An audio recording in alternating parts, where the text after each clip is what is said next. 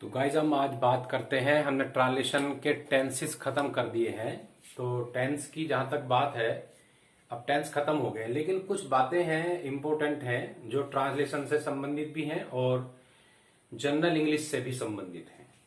तो सबसे पहले हम बात करेंगे वर्ब की। हालांकि मैंने वर्ब को पूरा एक वीडियो में बनाया है, तो आज कुछ पॉइंट्स हैं जो हमें नोट करने हैं। आप रिमेम्बर कर सकते हैं, याद कर सकते हैं। सबसे पहले हम बात करते हैं वर्ब की। तो वर्ब के बारे में बहुत सारी बातें आपको पता है। जैसे वर्ब जो है हेल्पिंग वर्ब भी होती है, मेन वर्ब होती है, ट्रांजिटिव होती है, इंट्रांजिटिव होती है, और फाइनाइट और नॉन फाइनाइट वर्ब्स भी होती हैं। लेकिन आज हम उस बारे में बात नहीं करेंगे, चूंकि हम पहले कर चुके हैं। मैं ये बताना चाहता हूं कि वर्ब की कुछ फॉर्म्स होती हैं।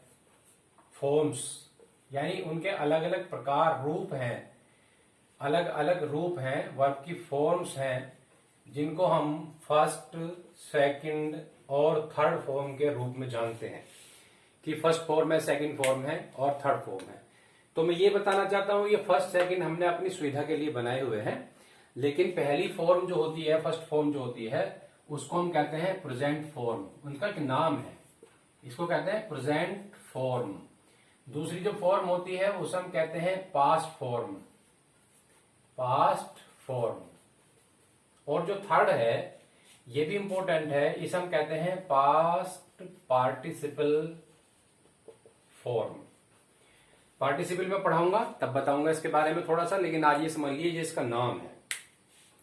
नाम है इनके पास्ट, साफ साफ देख लीजिए एक बार, पास्ट फॉर्म। तो मैं यहां पर ट्रांसलेशन से संबंधित बात ये डिस्कस करना चाहता हूं कि प्रेजेंट फॉर्म का प्रयोग कहां कहां करते हैं। प्रेजेंट फॉर्म का प्रयोग नंबर 1 प्रेजेंट इंडेफिनिट टेंस के में होता है। प्रेजेंट इंडेफिनिट टेंस में होता है, इंडेफिनिट टेंस में होता है। और नंबर 2 है फ्यूचर इंडेफिनिट टेंस में भी होता है। और इसके अलावा प्रेजेंट फॉर्म का प्रयोग इंपरेटिव सेंटेंस, जब मैं पढ़ाऊंगा तो बताऊंगा, इंपरेटिव सेंटेंस में भी इसका प्रयोग हम करते हैं। तो प्रेजेंट फॉर्म कहां कहां लगी, यानी फर्स्ट फॉर्म कहां लगी? प्रेजेंट इंडेफिनिट टेंस में, फ्यूचर इंडेफिनिट टेंस में शैल विल के साथ, और इंपरेटिव सेंटेंसेस में हम प्रेजेंट फॉर्म का प्रयोग करते हैं। दूसरी बात आती है कि पास्ट फॉर्म का प्रयोग क्या है। पास्ट फॉर्म का प्रयोग मैंने जब पास्ट इंडेफिनिट पढ़ाया था तब भी बताई थी, लेकिन एक बार फिर से समझ लीजिए। पास्ट फॉर्म का प्रयोग जो है केवल पास्ट इंडेफिनिट टेंस के, पास्ट इंडेफिनिट टेंस के एफर्मेटिव सेंटेंस में, एफर्मेटिव सेंटेंस में ही किया जाता है। ओनली कहां? पास्ट इंडेफिनिट के एफर्मेटिव सेंटेंस में ही पास्ट फॉर्म का प्रयोग करते हैं, वर्ब की सेकंड फॉर्म का प्रयोग करते हैं। और वर्ब की सेकंड फॉर्म किसी काम नहीं आती है। बस ये बात इंपॉर्टेंट है, आप याद रखेंगे, मुझे उम्मीद है। फॉर्म के बारे में बात कर लेते हैं। थर्ड फॉर्म का मतलब पास्ट पार्टिसिपल फॉर्म, इसका नाम है। थर्ड फॉर्म इंपॉर्टेंट है। क्या नाम है? Past participle form. तो कहां कहां लगती है थर्ड फॉर्म, इस बारे में बात करते हैं। जैसा इसका नाम है पार्टिसिपल, पास्ट पार्टिसिपल, तो सबसे पहली बात यह है past participle form past participle में लगती है, अर्थात पास्ट पार्टिसिपल ही है। तो नंबर 1 पास्ट पार्टिसिपल में थर्ड फॉर्म का प्रयोग करते हैं। नंबर 2 मैंने बताया है परफेक्ट शब्द जहां जहां आएगा वहां वर्ब की थर्ड फॉर्म का प्रयोग करेंगे। कैसे कैसे? जैसे परफेक्ट टेंस, चाहे प्रेजेंट, पास्ट, फ्यूचर परफेक्ट है तो उसमें वर्ब की थर्ड फॉर्म का प्रयोग करते हैं। नंबर 2 है परफेक्ट कंटिन्यूअस टेंस, यानी इसमें भी परफेक्ट जुड़ रहा है। परफेक्ट कंटिन्यूअस टेंस में भी वर्ब की थर्ड फॉर्म का प्रयोग करते हैं बीन के रूप में। इसमें जो है बीन के रूप में यूज करते हैं हम, क्योंकि बी की थर्ड फॉर्म लगाते हैं, ये बीन है। इसके अलावा एक शब्द है परफेक्ट पार्टिसिपल, तो जहां परफेक्ट जुड़ा वहां भी परफेक्ट पार्टिसिपल में भी हम काहे का प्रयोग करते हैं? वर्ब की थर्ड फॉर्म का ही प्रयोग करते हैं। और नंबर 3 बात है पैसिव वॉइस। तो जहां जहां भी पैसिव वॉइस होगा वहां पर पैसिव वॉइस में वर्ब की थर्ड फॉर्म ही आती है। तो ये बात हुई वर्ब की अब हम बात करेंगे हु के बारे में। WHO, ये इंट्रोगेटिव वर्ड है हु। इसे वर्ल्ड हेल्थ ऑर्गेनाइजेशन मत समझना, ये हमारा हु है जिसकी हिंदी है कौन। हिंदी में हम इसको कहते हैं कौन। तो कौन की अंग्रेजी हु है। हु एज ए सब्जेक्ट काम करता है, एज ए सब्जेक्ट कार्य करता है। ये बात बहुत जरूरी याद रखनी है।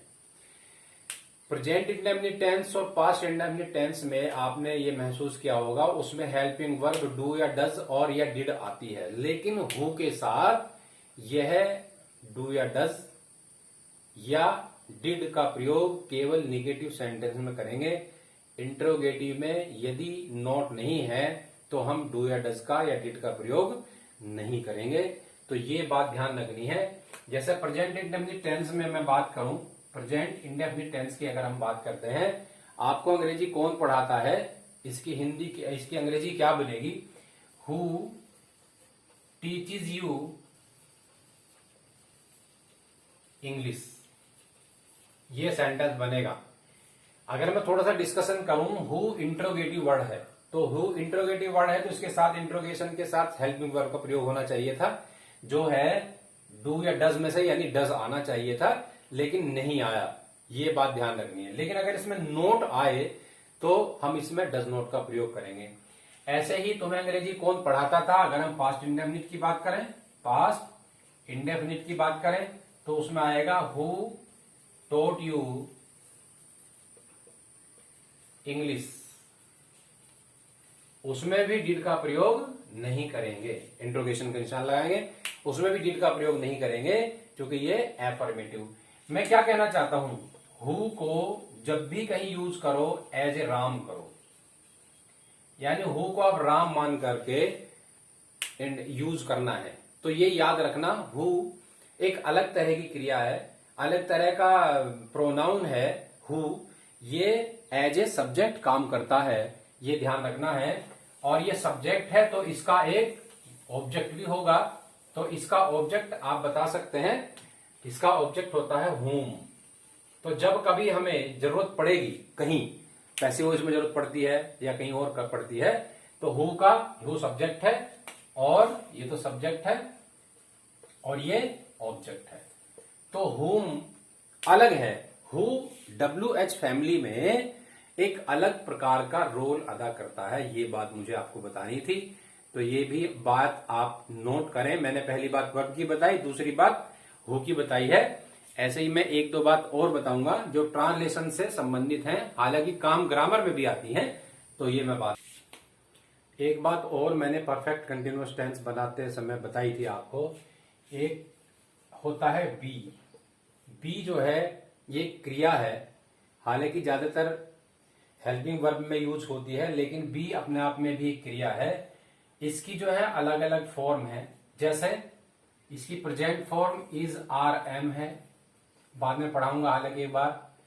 पास्ट में इसके वाज वर होता है, वाज और वर होता है, लेकिन इसकी एक थर्ड फॉर्म भी है जो थर्ड फॉर्म आती है बीन के रूप में। तो ये बी की फॉर्म है। जब हम परफेक्ट कंटिन्यूअस टेंस को पढ़ते हैं तो वहां एक बात आती है कि वहां परफेक्ट है तो थर्ड फॉर्म आएगी, तो थर्ड फॉर्म के लिए हम बीन का प्रयोग करते हैं। कारण क्या है, वो कंटिन्यूअस भी है इसलिए ING भी लगनी है, और ING हम मेन वर्ब में लगाते हैं। तो ये ध्यान रहेगा कि हम बीन का प्रयोग हर एक परफेक्ट कंटिन्यूअस टेंस में करते हैं। Has have been, had been, shall will have been का प्रयोग करते हैं। तो ये बीन का है, ये बी की थर्ड फॉर्म है। ये बात मुझे बतानी थी। और मैं एक बात और बताता हूं आपको, यहां पर ये बी की बात हो गई। जब भी फ्यूचर टेंस कहीं प्रयोग होगा, कहीं भी फ्यूचर अगर प्रयोग करते हैं, फ्यूचर टेंस की बात करते हैं ट्रांसलेशन में, तो वहां शैल और विल ये दो चीज ऐसी हैं, ये इसकी यूनिक आईडी है, जरूर आएगी। इसका मतलब क्या होता है ये बताना है। इसका मतलब होता है गा, गी और गे। शैल और विल का मतलब क्या होता है, गा, गी, गे। तो जब भी गा, गी, गे आए तो आपको शैल विल का प्रयोग करना ही है। इसके अलावा और भी चीजें प्रयोग करेंगे, लेकिन गा, गी, गे के लिए शैल और विल का प्रयोग जरूर करेंगे। और ये भी याद रखना है कि शैल और विल के बाद हैव ही आता है। शैल और विल के बाद जब आवश्यकता हो हैव ही आएगा, क्योंकि हैव एक क्रिया है, इसका प्रेजेंट इंडेफिनिट टेंस में सिंगुलर नंबर कर्ता के साथ थर्ड पर्सन के साथ हैज बन जाता है, लेकिन ये हैज जो है हैव की क्रिया है, हैज की क्रिया हैव नहीं है। हैव एक क्रिया है जिसका मतलब रखना भी होता है और ये हेल्पिंग वर्ब के रूप में भी यूज करते हैं। तो हैज इसकी प्रेजेंट फॉर्म में थर्ड पर्सन के सिंगुलर नंबर कर्ता के साथ हम हैज का प्रयोग करते हैं, और इसकी जो पास्ट फॉर्म है पास्ट वो हैड है, और इसकी थर्ड फॉर्म यानी थर्ड फॉर्म जिसको कहते हैं ये सेकंड फॉर्म है, ये भी हैड है। ये ध्यान रखना है ना। हैज और हैव ये फर्स्ट फॉर्म हो गई, सेकंड फॉर्म और थर्ड फॉर्म बराबर है, हैड का प्रयोग करते हैं। तो ये ध्यान रखना है कि फ्यूचर टेंस में शैल हैव का प्रयोग करेंगे, शैल और विल का प्रयोग गागी गे के लिए करते हैं, होना के लिए अंग्रेजी बी का प्रयोग करते हैं। होना अगर कहीं होगा शब्द आएगा तो शैल और विल के साथ हम बी का प्रयोग करेंगे। ये मुझे एक बात आपको बतानी थी, तो इंपॉर्टेंट बात है, इसको भी आप नोट कर सकते हैं। स्टूडेंट्स यूपी बोर्ड के ज्यादातर पढ़ते होंगे, मैं चूंकि यूपी बोर्ड में ही पढ़ाता हूं और यूपी बोर्ड वालों के लिए ही ज्यादातर मैं वीडियो बना रहा हूं। जो बच्चे नहीं पढ़ पा रहे हैं वो वीडियो देख करके सीख सकते हैं।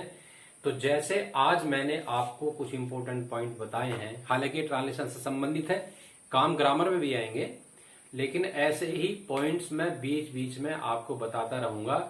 अभी हमारे टेंस खत्म किए हैं, तो उससे आगे हमें कुछ और पढ़ना है टेंस से अलावा, यानी ट्रांसलेशन की अभी टेंस खत्म हुए हैं। मैंने वर्ब टू भी नहीं पढ़ाया है अभी, वो पढ़ाऊंगा लेकिन थोड़े दिनों बाद।